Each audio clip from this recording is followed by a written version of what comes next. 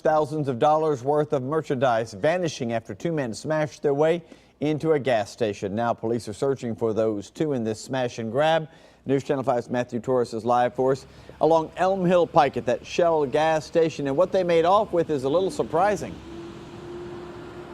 Yeah, when you think of maybe a burglary or anything of that nature when you're dealing with a gas station, you think of getting away with cash. No, that is not the case. Take a look right here. They took off with $4,500 worth of cigarettes, and according to the manager, they got away with 3 full boxes of cigarettes with these cartons, and these cost $50 each, so count that up, again, $4,500. And so far, the gas station is still going on as usual with business. They still have to replace the door. Take a look at that surveillance video. That door completely shattered after the two men threw a large rock right through it. They quickly went behind the counter, snatched the boxes, and left. And get this, we counted from the time they threw that rock and the time they stepped out of the door, 30 seconds. Talk about smash and grab, no doubt putting a whole new meaning to that term. Again, the men are still out there. This happened at 12:15. It's been a few hours now.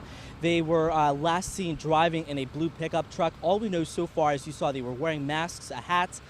They are believed to be in their late 20s and early 30s. So no doubt a very brazen move. Nobody was hurt from all of this. The station was closed at the time. They are now open, waiting to replace that door. If you have information that could help out police, call the number at 615-74-CRIME.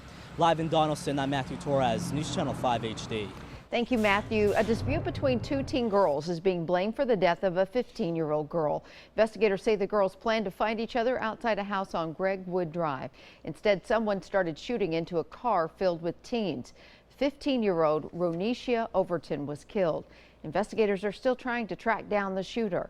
A candlelight vigil will be held in her memory at Mount Carmel Missionary Baptist Church tonight at 6:30. The search is now on for a convicted violent sex offender, and there's a picture. TBI trying to track down James Odell from Bedford County. He's wanted for failing to register as a sex offender and several other outstanding drug warrants. If you have any clue where he may be, contact the Bedford County Sheriff's Department. The state Supreme Court will be hearing arguments today over records from the Vanderbilt rape case. Several media outlets are suing to have documents from the investigation released to the public, including text messages between the Vanderbilt football coaching staff and players after the rape.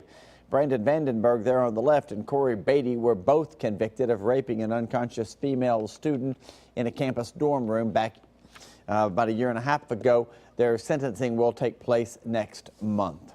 Happening today, an ethics committee in Murfreesboro will continue discussing an investigation into the Rutherford County Sheriff. Our Cuthbert Langley joins us now with more on this story. And Cuthbert, this investigation's really been the talker for weeks now. Amy, it has, and the story and the details have been brewing down in Rutherford County for the last couple of months. This issue centers on jail SIGs and whether Sheriff Robert Arnold personally benefited from a contract to use that company at his jail. 1 week ago, both the TBI and FBI raided Arnold's home and his office. Agents there confiscated business records and hard drives. The issue with the Easton Company is that it's owned partially by Arnold's aunt and uncle. Authorities are currently investigating whether Arnold used the jail in order for his family to benefit from a contract to sell the e-cigarettes. At its most recent meeting, the Ethics Committee voted to allow the district attorney to investigate that claim. While we don't know exactly what could come from tonight's meeting, the Ethics Committee chairman tells the DNJ they will continue reviewing the complaint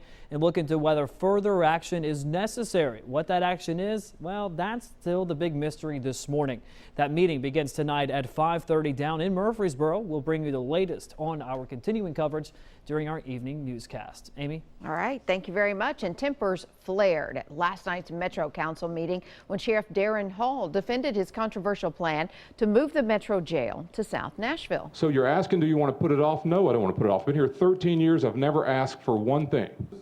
The plan to move the Criminal Justice Center to an existing jail site on Harding Place is in next year's capital improvement budget, but some council members want to hold off for a year for more community input. Sheriff Hall says the plan's being unfairly hyped because of the upcoming council elections. The council voted a year ago to have this information provided to them, not for the council members to go tell the experts what to do. The plan to move the jail would cost $110 million. The sheriff says to renovate the current Metro jail, it would cost $100 million.